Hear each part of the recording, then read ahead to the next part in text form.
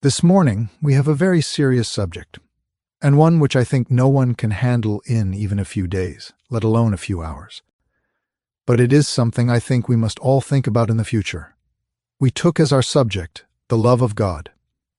Now, let's consider this a little bit in the light of the way things are in the world. Look around us in the 20th century, and we probably will find one of the most terrible periods in the history of the world. There were others that were bad, but the resources involved were not adequate as they are now. Old wars were not plagued with nuclear weapons or microbial gases and so forth. They were not troubled with airplanes and all kinds of devices for terrifying and injuring people. So we have hung up a record. The 20th century is probably the most barbarous century in the history of the world. Now we look back, and we see the Greeks fighting the Romans and all that type of thing. Or we consider the Crusades, and we begin to feel a little more comfortable. Perhaps we are growing a little. But when we go back and get all the statistics, we're not growing much. We are not doing anything to develop the moral integrities of contemporary civilization.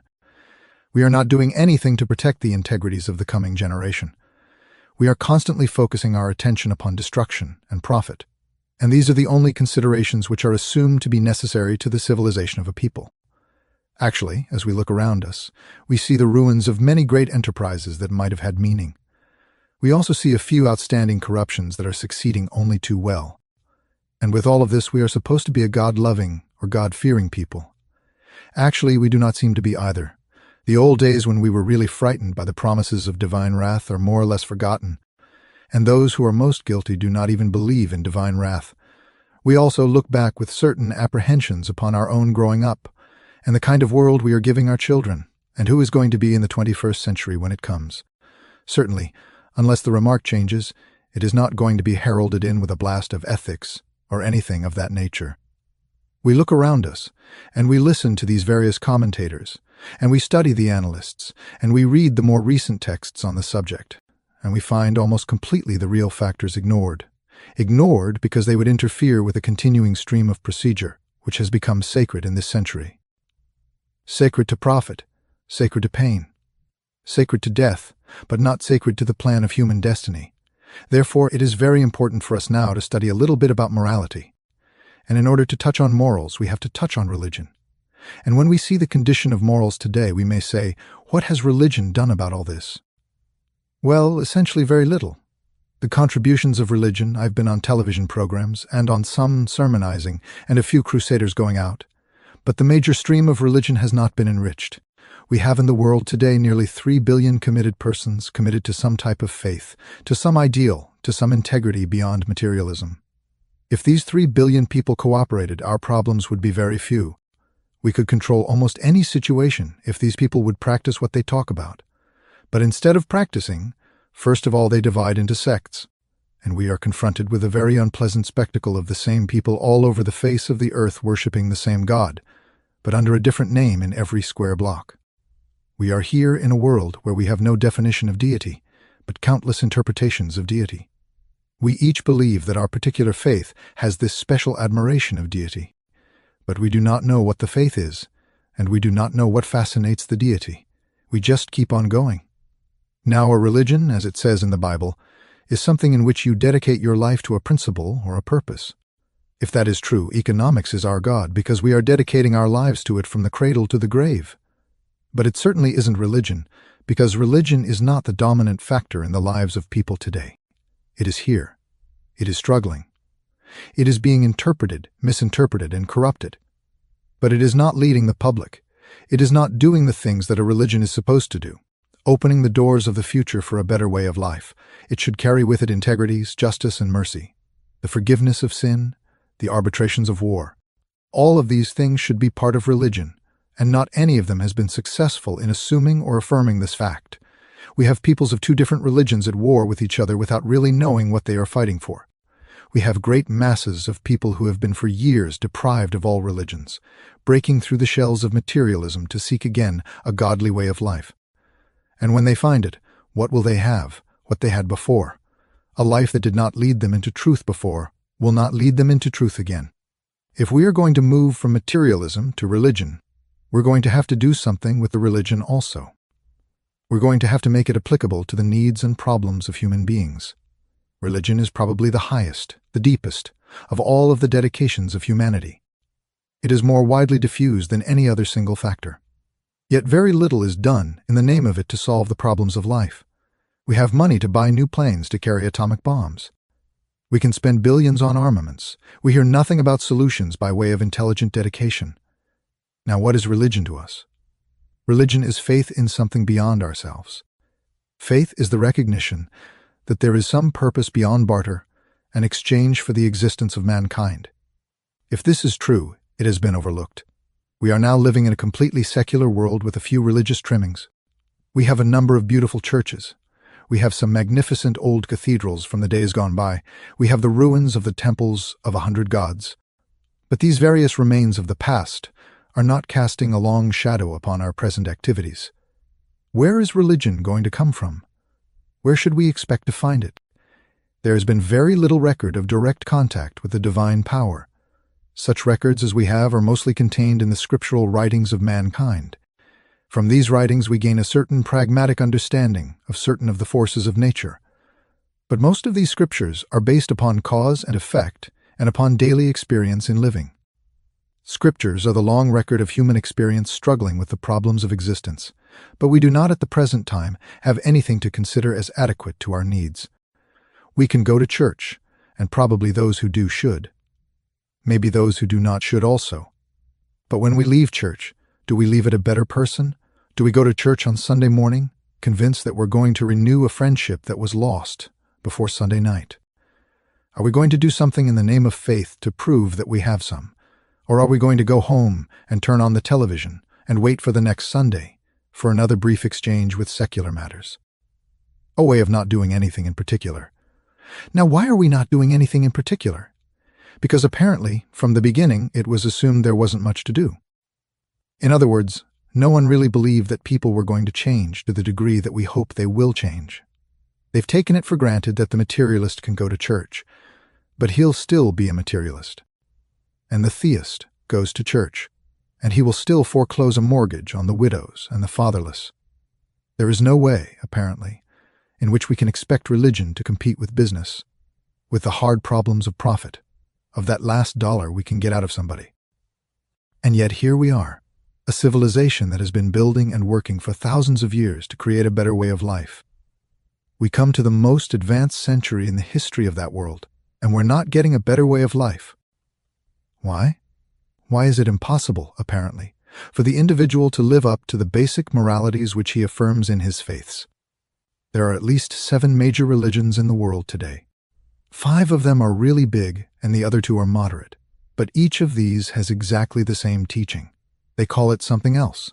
They don't call it God. They call it God, God. They call God Allah, Brahma. But they're talking about precisely the same thing. They're talking about it to the degree that this God, under another name, is the same. Teaches the same morality, the same ethics, the same idealism. It warns of trouble resulting from mistakes. It warns the follower to avoid sin. It warns the world to avoid materialism. These things have been going on for a long time. The world is full of people who have acknowledged or do acknowledge the reality of a spiritual reality above materialism. And yet nothing happens. The young are on narcotics. All of the others are doing everything possible to accumulate a few dollars to leave behind for their descendants to argue over. Why is this? Why do we have today a civilization advanced in everything except learning how to live well? Not only not learning how to live well, but not even learning how to die well. Nothing seems to be happening to touch the inner life of the individual. Everything is on the outside. He has his 5 beta key, but he's in jail for smuggling. He has all kinds of gifts and accomplishments. He had a good education and a terrible marriage. He also has a family of very well-educated people, and most of the children are on pot. Why is this way? Why do we call this progress? Well, it's the only thing we have that looks different from the rest, so we call it progress. But it is nothing but bad matters getting worse. So what do we do about all this? We have to go back again to what we're talking about God. Now God, to the average person, is very abstruse and abstract, a very subtle factor in our existence. Many people have heard about it from their ancestors. Some have heard about it from a television evangelist.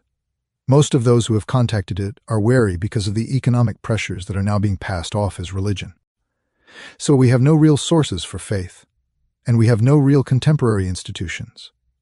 Now, supposing we consider these church seminaries that we do have. Those seminaries have been here for a long time. Are they doing something? They made a step forward, or, as seminarians, have they simply graduated a few more preachers? I was in Chicago at one time when one of the great football games was being played.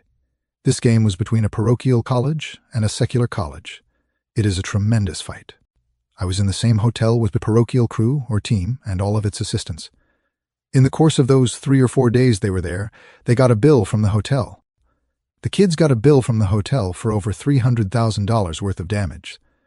And on the Sunday morning, several of them were arrested on a raid when they were pilfering boxes of cigars from the lobby. This was education, and it's still going that way. What is wrong? Why do we not learn something from the past? Why do we not at least learn something from our own ancestors back 2 or 3 generations, who were more worthwhile in most cases than we are today? They might not have been so brilliant. They may have had to work hard with their hands. They may have had to raise their children in the country on farms.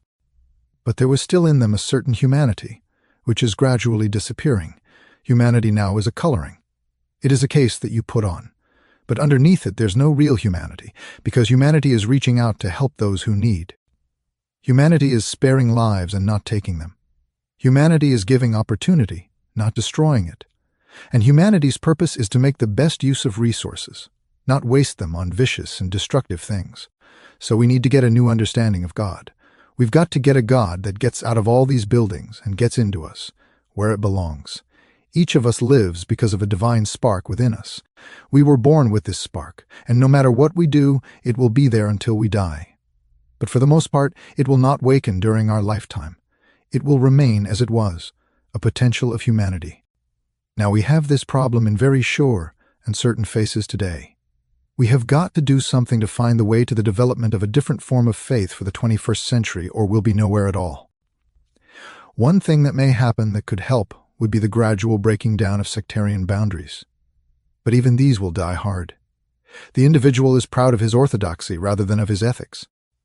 He is very happy to belong to a certain thing and glad that he doesn't belong to something else. All of this is foolishness. All of this is part of an old superstition that should have died in the 15th century, along with the various inquisitions that defined the period. Get that period. What we want now to recognize is a way of changing our approach to religion. Now, if you've traveled, and I've traveled partly at least, you will find scattered about the surface of the earth some of the most beautiful buildings that man has ever devised. The great Comacene builders and the cathedral builders of Europe have left us works of dazzling beauty, works of splendor, works of tremendous integrity, and with great symbolic meaning. Who is in them? I've been in many of them.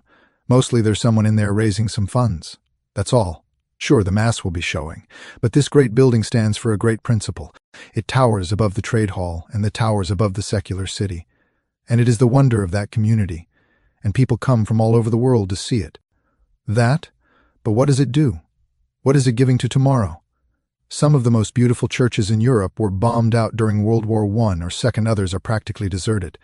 Some are closed, some are condemned, and some have been changed into stables and storehouses. This is very, very wrong. It is something we cannot afford to have happen this way. It is necessary for us to get hold of some of these things. Now, what might make a mother or a parent a little concerned over all this?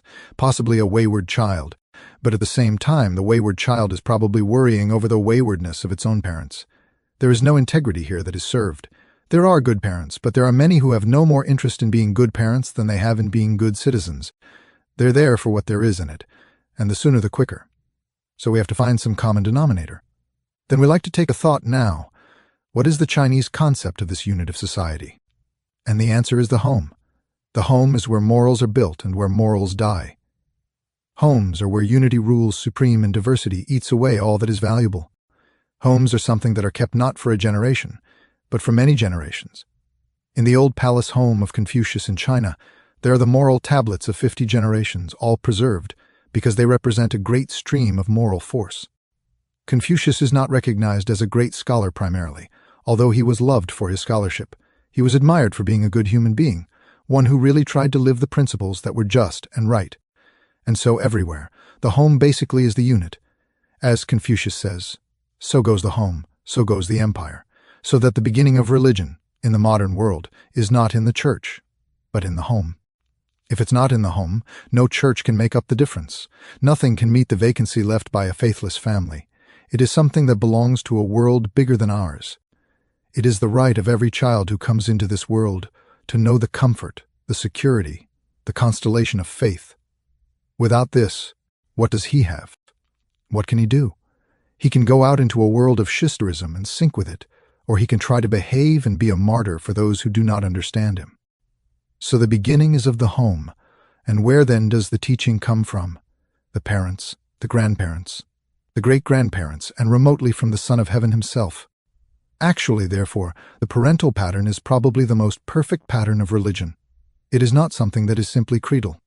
And as time goes on, creedalism will probably diminish. We now use keeping creeds alive when they do nothing but kill each other. Therefore, there will probably be greater and greater personal emphasis upon the religious content in daily life.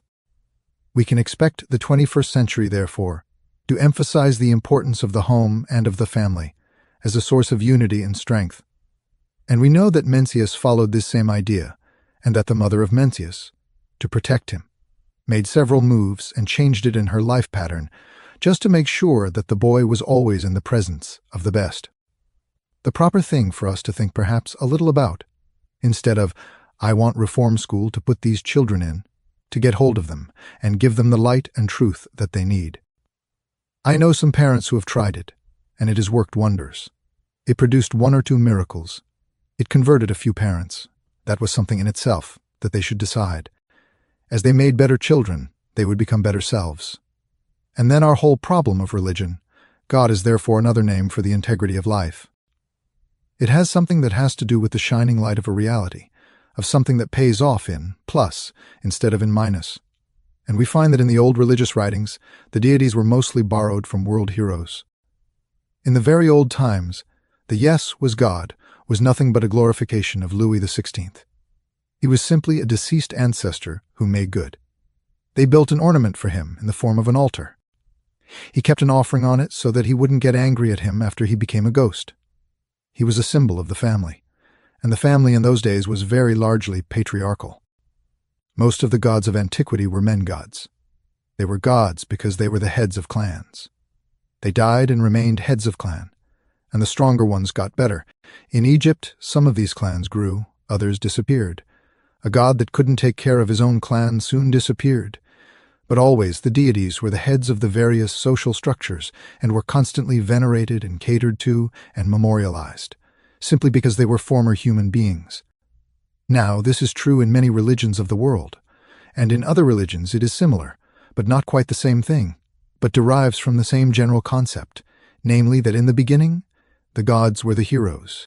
They were the ones who, in one way or another, became great, and in the course of time, this greatness came to be associated with religions, and nearly all of these gods ultimately brought a doctrine which was just exactly what the people wanted, a doctrine that justified what the people wanted to do, and that after those doctrines were established, then the problem was to perpetuate them.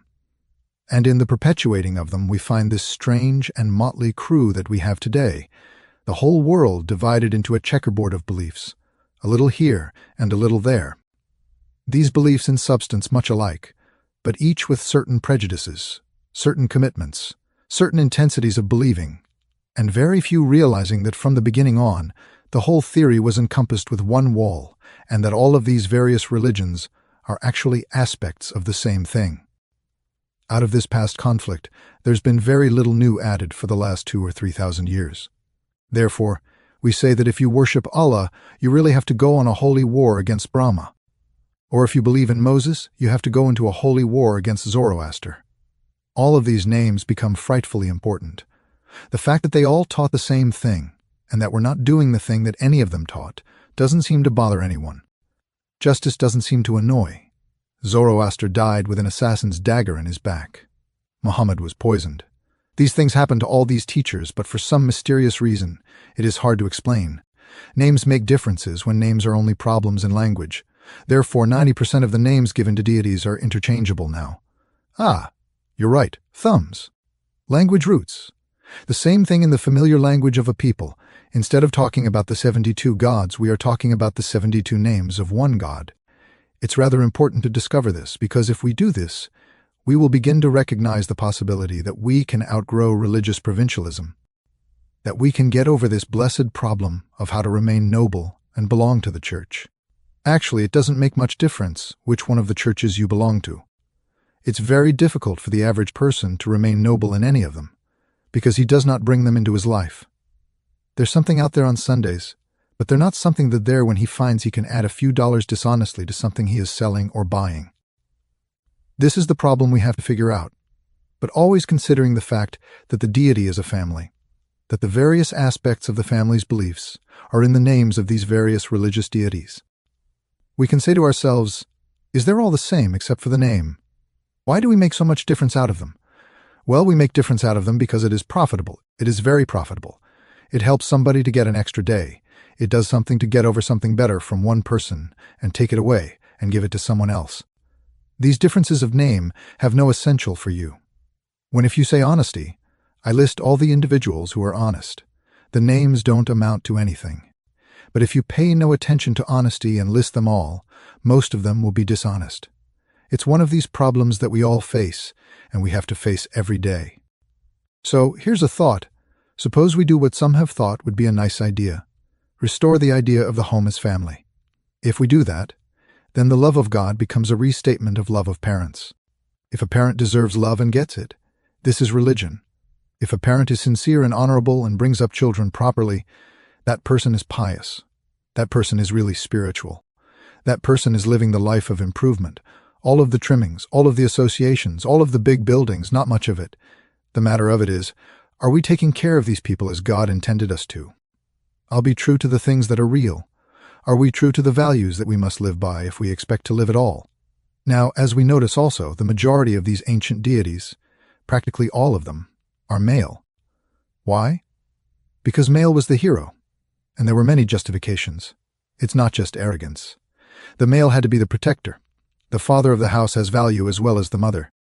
It is the duty of the father to protect the house, and it is the duty of the mother to enlighten the children. It is the duty of the parents to see that the child is protected, educated, and enlightened, and sent forth as an accredited human being. Now, if this is true, that becomes also religion. Now, religion can extend beyond this, but religion that doesn't live in the home is very hard to live anywhere else. A religion that does not make the average family forget its feuds and differences. Stop arguing over which sect they married into or married out of. Let us forget all of this type of thing. Let us forget also that old agnostic uncle, or whoever he may be. Anything. The problem is that the unit of life for the future has to be created by the individual himself. The idea that we're going to pass laws that are going to make us honest isn't going to happen. The fact that we're going to get all enlightened at once is very doubtful. The fact that we are going to depend on politics, economics, and business ethics to get things straightened out is still more remote. They've got a lot to work on now, and haven't even made a start. Therefore, we have to go back to the simple fact. This world is made up entirely in human terms of families. It is made up of families of many colors, varieties, and languages and faiths, but families. And each family is an autonomy in itself. Each family has a right to live well, regardless of other families. No family is supposed to be enslaved by some other family. If the family lives its own life morally and ethically, brings its children to maturity as dignified human beings, if it teaches honesty, idealism, and integrity to its children, and bestows upon them the love that children need in order to live well, then we have a religion. And the individual who lives this way is worshiping, and the worshiping person is the one we should see the face of the beloved. It is time, therefore, for each person to trace his faith back to his own heart, not to something someone says about him, not to some shortcut to nirvana, but back again to the depths of himself. If he does this, he will find that the world has given him a marvelous assortment of possibilities. There's no reason why he has to be like everybody else. The only reason is that he must learn to like everybody else. He must give up saying, "This man is a different religion and I can't speak to him." I've had my time. Many, many cases of young people of different denominations whose lives have been ruined by the incredulities of their ancestors. As a minister, I have married a number of couples who could not find any other form of marriage that had a touch of anything but the justice of the peace. These people had no crime. They loved each other. But they were of different faiths, which made them incompatible as far as the family was concerned. All of this has been going on for ages. The desert is filled with tribes that raid each other. The cities are filled with corporations that cheat each other. The world is full of schools that teach things that nobody really needs to know and teach nothing that is important. All these things must be changed by the 21st century. If they are not changed, our projects are going to be very, very poorly represented. Therefore, I think it might be very well to understand that the real worship of God is the worship or recognition of the unity of life, on the proper training and education and development for that purpose. It is one thing, and perhaps useful to some, to read beliefs from the tables of Hammurabi written 3,000 years before the birth of Christ. Very interesting. Even there, they said, if a builder made a house that wouldn't stand up, he should be penalized and asked to build another. They got to that point, at least, in development of ethics. But the real answer to the point is always daily, hourly, and live. The time is very, very right for us to begin to think in terms of the love of God as a process of recognizing and rewarding the streams of essential integrity which flow down through the ages. We should begin to think more and more deeply of where honor is due and refrain from bestowing it where it is not due. Among other points that are very interesting is the possibility that is emerging at this time of the consideration of deity as feminine rather than masculine. This is gaining considerable recognition now, because it again ties two roots. The idea that life goes back to the Great Mother becomes more reasonable, to some people at least, than the way that it goes back to a father. There is something about the mother that is representative of the giving birth itself to integrities, to values, to guarding and selecting and keeping, to disseminating the truths and principles of our life, going forward always toward the development of all that goes after. That these key people in every family has them should be developed in this way. My wife is working now on a study of the possibility of developing the importance of the mother descent in the hierarchy of religions and in the hierarchy of creation. But regardless of how we approach it, the fact remains very definite that this is a new century coming.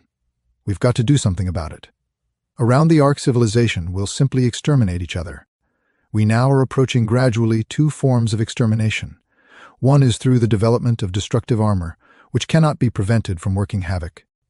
This is how I'm going to advance far enough, according to some, the experts on the subject. It is conceivable that way bomb can be invented, put together, or amazed one way or another. One bomb that will destroy all of civilization. Now we certainly hope it won't happen. But how in the world can a people consider itself intelligent that contemplates such things? Where can we find a person in his right mind who would want to advance any project which meant infinite destruction, misery, and death?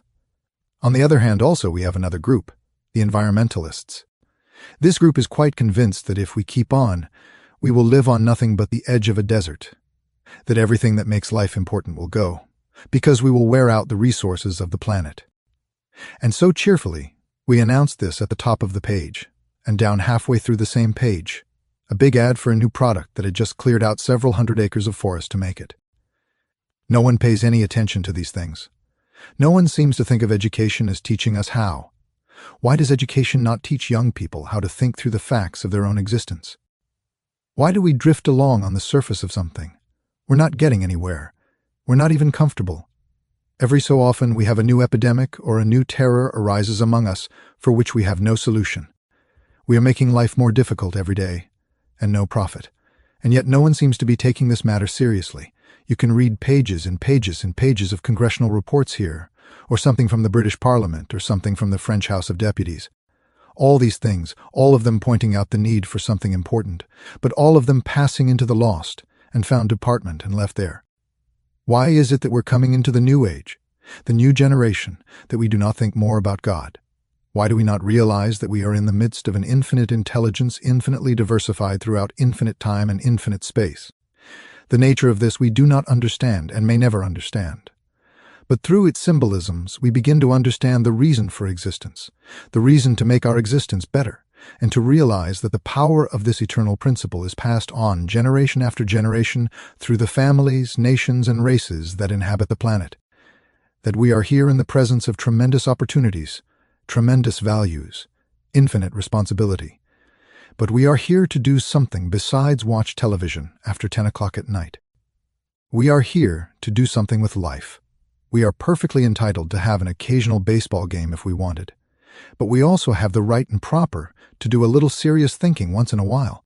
We are all the worse for not thinking, every one of us, and yet we do not desire to think. Because think, as one man told me, would ruin his life if he thought he couldn't do what he pleased. As long as he doesn't think, he can make mistakes that he enjoys because he doesn't think what the final mistake is going to do to him. And it always does. There is no one that gets away with any of this. And yet, in youth, they think they can. It's like the individual with the present problem of narcotics. Here is a world of crime, serviced by many nations, and by persons of every age to help to kill off humanity. Is this the best we can do? Is this the reason why we have had great opportunities? Is this why we have been given wisdom? We have been given understanding and insight. Is it all in order that we can simply eat ourselves to death or drink ourselves into a coma? Why do we have to think it this way? Why not face into it really the way it is?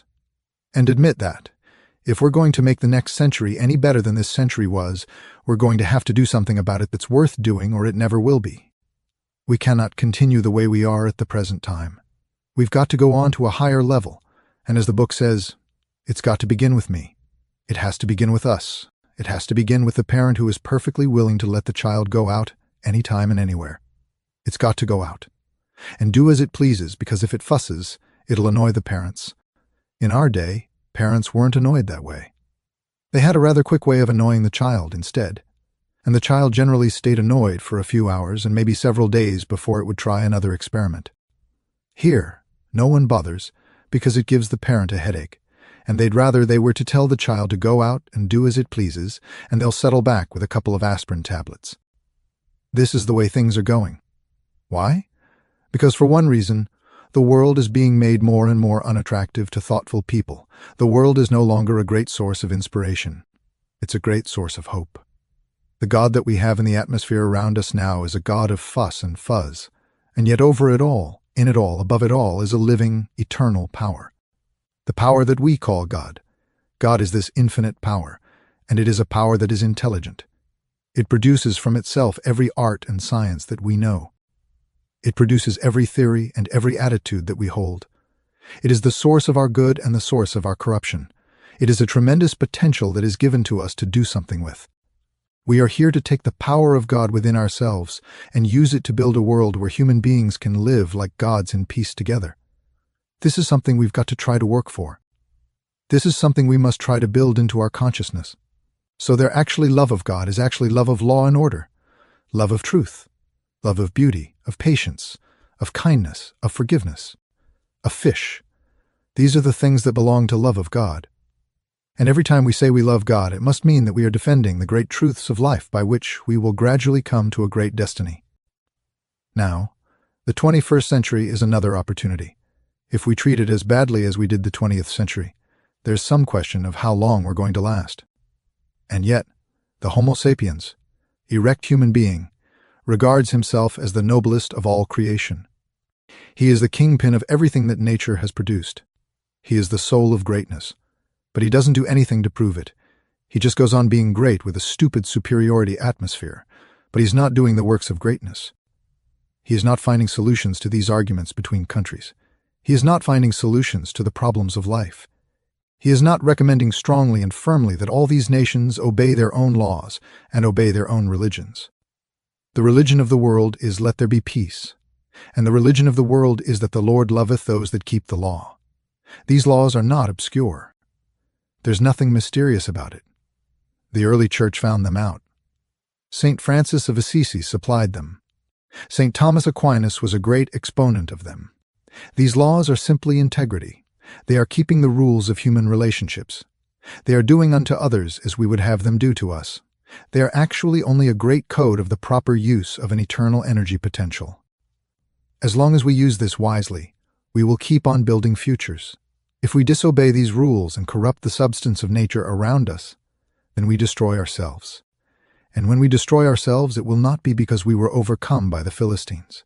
It will be simply that we were overcome by the lassitude, latitude, and indifference of our own natures.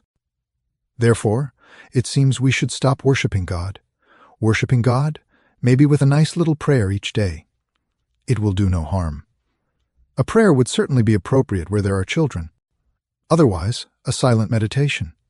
And then, to put on a kind of garment of chivalry, maybe a little like Don Quixote de la Mancha, and go out to do our job of lancing the windmills. Let us go out and find something that needs doing, something where an injustice has been done, something where thoughtlessness has taken over. We will come face to face with an opportunity to do something for others instead of forever for ourselves. And in that moment when, with unselfishness, we make a sacrifice for the good of a person, stranger or friend, former enemy or former friend, in that moment we worship. And until then we do not know the true God. For the God that is the God we love is our own love for God. And the love of God begins in ourselves in the recognition that within our own natures is something that has come to us from eternity. The power to be good. The power to be right. The power to strengthen hopes and ideals. The power to end forever the petty differences and the ambitions of tyrants. And the modern historian can prove to you conclusively that all these tyrants came to a bad end. And why are we so anxious to join them? Perhaps it is because, like Mussolini, we would rather live a few years as a lion than live a long life as a quiet human being doing good. Ambition probably has something to do with it. But there's no reason why we can't have the ambition to be right. There's no reason why we cannot be ambitious enough to use more wisely the endowments that have been given to us. Ambition does not have to be fulfilled in the conquest of empire. It has to be fulfilled finally in each individual's conquest of himself, and until that is done, there will be no peace. Now, we're going to start pretty soon. We need a complete remaking. We need to have involved into our educational system a sure and clear statement that we all live from a divine energy, that we have no definition for it actually. There would be no way of understanding it completely, but we know that it is something that rewards good and punishes evil, that it is something that grows and enriches those who serve it and impoverishes those who go against it. In any pursuit of any kind, we can start out with a re-educational theory in which all education is founded upon morality and ethics.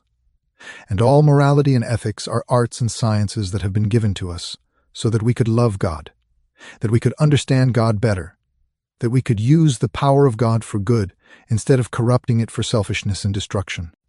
It would be wonderful indeed if we could all dream together that in the 21st century we will end forever the reign of selfishness and put in its place the true democracy of the brotherhood of mankind.